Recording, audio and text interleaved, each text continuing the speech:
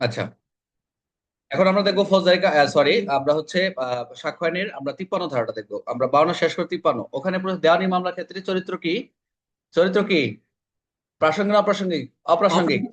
এখন ফৌজদারি অপ্রাসঙ্গিক। মামলার ক্ষেত্রে পূর্ববর্তী সচ্চরিত্র প্রাসঙ্গিক, 53 হচ্ছে ফৌজদারি ক্ষেত্রে সবসময় প্রাসঙ্গিক। এটা হবে সচ্চরিত্র হইতে হবে, ভালো চরিত্র হইতে হবে, খারাপ চরিত্র নয়। খারাপ চরিত্র করতে গেলে প্রমাণের পদ্ধতি লাগবে, একটু মনোযোগ দেন। 53 ধারায় যেটা বলছে, সাক্ষ্য আইনের ফৌজদারি মামলায় পূর্ববর্তী, পূর্বের মানে আগের, পূর্ববর্তী, পরবর্তী না, পূর্ববর্তী সচ্চরিত্র উপস্থাপন করতে হবে। আচ্ছা, এখানে আমরা দেখবেন, আপনারা যেটা দেখবেন মেন বই ফৌজদারি মামলার কৃত অপরাধ মানে কৃত, আপনাদের মেন বইয়ে কৃত অপরাধ ব্যক্তির চরিত্র ভালো হয়। সবসময় ফৌজদারি ক্ষেত্রে ভালো, সবসময় খেয়াল রাখবেন যে একজন ব্যক্তির চরিত্র হলো ভালো, এটা হলো একটা, এটা প্রাসঙ্গিক বিষয়, এটা খেয়াল রাখবেন যে ফৌজদারি মামলার ক্ষেত্রে পুরো সৎ চরিত্র প্রাসঙ্গিক হবে, তারপর চরিত্রটা কি ভালো, এটা একটা প্রাসঙ্গিক বিষয়। আপনারা যদি ভাষ্য তো দেখবেন, আপনারা যদি ভাষ্য দেখে খেয়াল করেন, আপনারা দেখবেন এখানে বলা হয়েছে চরিত্র জানতে পারলে অনেকেই আপাতত পরিদৃশ্যমান অপরাধ নয় তা বোঝা যায়। মানে যদি চরিত্র কেউ জানতে পারে আপাতত, তার তার দৃশ্যমান যে মনে করে যে আসলে তার চরিত্রটা ভালো, তাহলে সে অপরাধ নয়, পরিদৃশ্যমান যে কোনো একটা কাজ হলে অপরাধ নয়, এরকম একটা বোঝা যায়। এখন এখানে একটা যে উদাহরণ দিচ্ছে, সবাই মনোযোগ দেন। দবির সাহেবের ঘড়ি মল্লিক সাহেবের নিকট পাওয়া গেছে। মনোযোগ দেন। দবির সাহেবের ঘড়ি কার কাছে পাওয়া গেছে? মল্লিক সাহেবের পাওয়া গেছে। এখন মল্লিক সাহেব চূড়ায় ঘড়ি রাখার দায়ে অভিযুক্ত করেছে। এখন মল্লিক সাহেব যে পরোপকারী, এখন মল্লিক সাহেব তো সে পরোপকারী, দানশীল, এই প্রমাণ মামলায় প্রাসঙ্গিক। কারণ এই মামলায় মল্লিক সাহেব বলেন যে তিনি ঘড়িটা কুড়ায় পাইয়া প্রকৃত মালিককে দিবার জন্য রাখছিলেন। ক্লিয়ার বিষয়টা? এখন এখন তার কাছে রাখছে বিদায় সে তো রাখছে, হ্যাঁ আমি রাখতে পারি।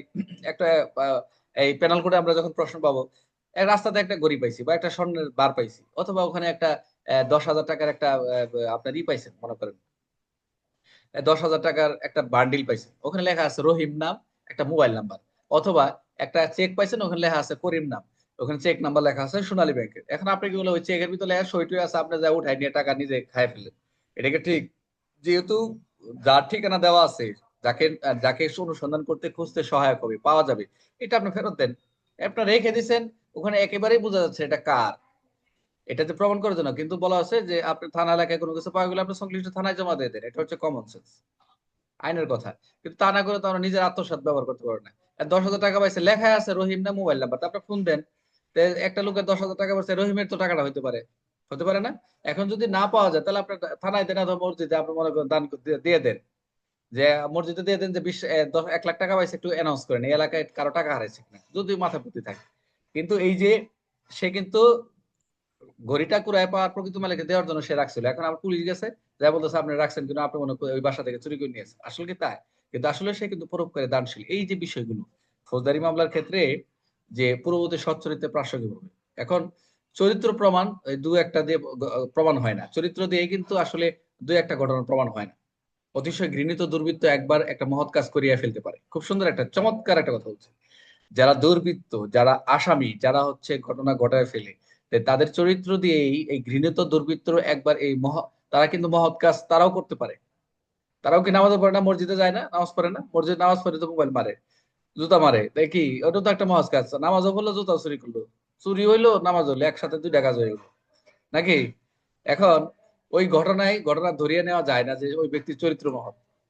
এখন এরকম একটা বিষয়, তো মূল কথাটা কি, আমরা এই ধারাটা কি নিব ফৌজদারি মামলার যে পূর্ববর্তী সচ্চরিত প্রাসঙ্গিক ক্ষেত্রে, একটু মনোযোগ দেন সবাই, এই কথাগুলো অনেক জায়গায় পাবেন না, ভাষ্য থেকে দিচ্ছি আপনাদের ইজি করার জন্য।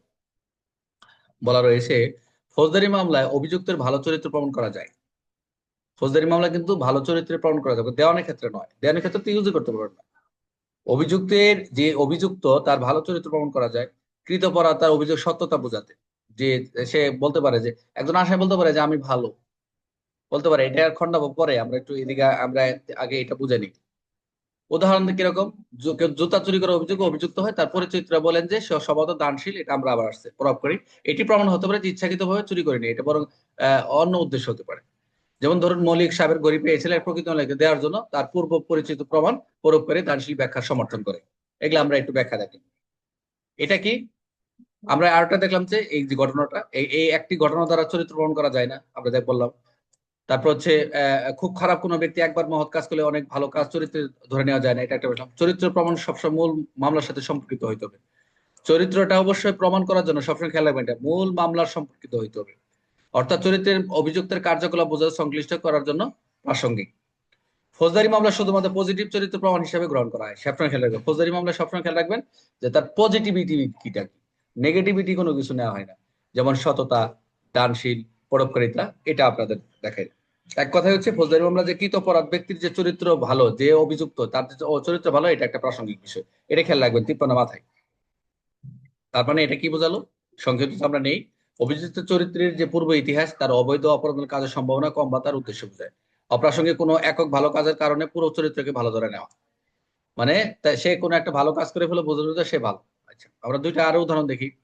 রফিকের বিরুদ্ধে অভিযোগ আনা হলো তিনি রাস্তায় একটি মানিব্যাগ আত্মসাৎ করেছেন। দেখলে একটু বললাম, বারবার ঘুরে ফিরে কথাগুলো বলা যাতে আপনার মাথায় থাকে। চরিত্রটা কি? সে একটা অভিযোগ আনছে, রাস্তায় একটি মানিব্যাগ আত্মসাৎ করছে, হতে পারে যে কথাটা বললাম। চরিত্র প্রসঙ্গটা কি হবে এখানে? আচ্ছা, চরিত্র প্রসঙ্গটা কি হবে? যে রফিক প্রমাণ করলেন যে, আবার রফিক মনে করেন না কিছু, আপনার ওদের নাম লিখছে দেখে। রফিক প্রমাণ করলেন যে তিনি দীর্ঘদিন সমাজসেবক কাজে যুক্ত এবং পূর্বে কোনো অপরাধ জড়িত ছিলেন না। তারা যখন আমরা ডাউট করছি রফিক বাইরে, সে বললো তা আমরা যখন দেখলাম দীর্ঘদিন সে সমাজসেবক বলে কাজ করছে, পূর্বে কোনো অপরাধ জড়িত ছিলেন না। আইনি ব্যাখ্যাটা কি? এই ফৌজদারি মামলা রফিকের পূর্ববর্তী সচ্চরিত প্রাসঙ্গিক, কারণ কারণ সে দানশীল, সে সমাজসেবক কাজ করছে, এই বিষয়গুলো তার প্রাসঙ্গিক। কারণ তার চরিত্র জানিলে বোঝা যায় যে মানিব্যাগ আত্মসাৎ না করে প্রকৃত মালিককে ফেরত দেওয়ার সম্ভাবনা বেশি ছিল। আচ্ছা, আরেকটা উদাহরণ দেই। করিমের বিরুদ্ধে অভিযোগ আনা হলো তিনি চোরাই মোটরসাইকেল নিয়ে হেফাজত রাখছেন। এটা একটা বিষয় খুবই গুরুত্বপূর্ণ। চরিত্র প্রসঙ্গ কি হতে পারে? করিম প্রমাণ দিলেন যে তিনি একজন সৎ ব্যবসায়ী এবং তার বিরুদ্ধে পূর্ব কোনো ফৌজদারি মামলা নেই। ওকে, হতে পারে। আইনি ব্যাখ্যা কি? করিমের পূর্ববর্তী শত্রু এখন প্রাসঙ্গিক, কারণ এটি তার বক্তব্যকে সমর্থন করে যে তিনি মোটরসাইকেল চুরায় জেনে রাখেনি। জেনে রাখছে এটা চুরাই জানতো না। অনেক সাথে অনেক সময় একজন মোটরসাইকেল রেখে দেয়, কারণ আসলে গাড়ি কাগজ সৎ বিষয় রাখতে পারে, তো তাই বলে নাই যে সে চোর। কিন্তু সে তো চুরাই জেনে রাখেনি, কিন্তু চুরাই নেই, হতে পারে অনেক সময় ডিবি তদন্ত করে করে যায়। তো এই ফৌজদারি ক্ষেত্রে এই 53টা খুব ইম্পর্টেন্ট। আমরা যদি এমসিকিউ যাই, সাক্ষ্য আইনের একটু নেই, 4-5টা নেই, বেশি নিব না। সাক্ষ্য আইনের 53 কোন মামলা ক্ষেত্রে প্রযোজ্য আমরা দেখলাম? অবশ্যই ফৌজদারি মামলা ক্ষেত্রে প্রযোজ্য। আচ্ছা, ফৌজদারি গুড। 53 অনুযায়ী কোন চরিত্র প্রাসঙ্গিক? অবশ্যই পূর্ববর্তী না বর্তমান, পূর্ববর্তী সচ্চরিত হয়তো হবে। কি পূর্ববর্তী সচ্চরিত, কুচরিত্র না। ক্লাসটি 10 মিনিট পরে শেষ হবে, আবার একটা লিঙ্ক দিব, এই 1-2 দিন একটু কষ্ট হবে। ফৌজদারি মামলা পূর্ববর্তী সচ্চরিত্র প্রাসঙ্গিক হওয়ার কারণ, প্রাসঙ্গিক কারণ কি? অপরাধের সম্ভাবনা মূল্যায়নের জন্য। কোন ক্ষেত্রে সচ্চরিত্র প্রমাণ সর্বাধিক কার্য? কোন ক্ষেত্রে? অবশ্যই যখন অভিযুক্ত নিজের ব্যাখ্যা প্রদান করে। অভিযুক্ত নিজের ব্যাখ্যা পড়ে, রাইট রাইট। 53 চরিত্র প্রমাণ করা যায় কিসের মাধ্যমে? অবশ্যই একটি ভালো কাজ, দুই একটি ঘটনা, সামগ্রিক সামগ্রিক যে জীবন আচরণ সেটা করা যেতে পারে। আচ্ছা, নিচের কোনটি পূর্ববর্তী সচ্চরিত্র নয়? কোনটি? দীর্ঘদিনের সততা, নিয়মিত সমাজসেবা, একেবারে দান, অপরাধমুক্ত জীবন। একবারের দান, এটা কি সচ্চরিত? একবার দান করছে, পুরো সচ্চরিত প্রমাণ নয়। দীর্ঘদিনের সততা, সমাজসেবা, অপরাধমুক্ত জীবন, এগুলো হতে পারে। কিন্তু একবার দান করলে যেতে সে সততা হবে, তাকে সমর্থন করবে সেটা না। অভিযুক্তের পূর্ববর্তী সচ্চরিত প্রমাণ কি? অবশ্যই কি সচ্চরিত প্রমাণ কি প্রাসঙ্গিক না প্রাসঙ্গিক? প্রাসঙ্গিক। Good. চোরাই মাল রাখার মামলা সচ্চরিত প্রমাণের উদ্দেশ্য কি? মানে অপরাধ অভিপ্রায়, যে অপরাধ অভিপ্রায় খণ্ডন করা, এটা ফৌজদারি কার্য। সরি, সাক্ষ্য 53 অনুযায়ী কোন বক্তব্যটি সঠিক? অবশ্যই সচ্চরিত্র অপর সম্ভাবনা কমায়। এটার দরকার নেই। আমরা এখানে কি 52 দ্বারা কি বললাম? দেওয়ানির ক্ষেত্রে আমরা যেটা দেখলাম, দেওয়ানের ক্ষেত্রে এই কথা বলেন না প্লিজ প্লিজ, ক্লাসগুলো নেন, এগুলো কাজে লাগবে, এই ক্লাসগুলো খুব ইন্টারেস্টিং, পরীক্ষা প্রশ্ন আসে। তাহলে দেওয়ানির ক্ষেত্রে 52 পড়লাম আমরা, দেওয়ানির ক্ষেত্রে, তারপর এটা চরিত্র নয়, সেখানে কিন্তু দেওয়ানের ক্ষেত্রে চরিত্র নিয়ে কোনো কথা বলা যাবে না।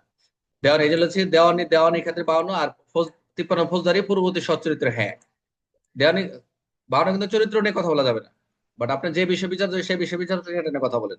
আর ফৌজদারির ক্ষেত্রে করা যাবে, বাট এটা পূর্ববর্তী সচ্চরিত্র পজিটিভ। কে বোঝেন নাই?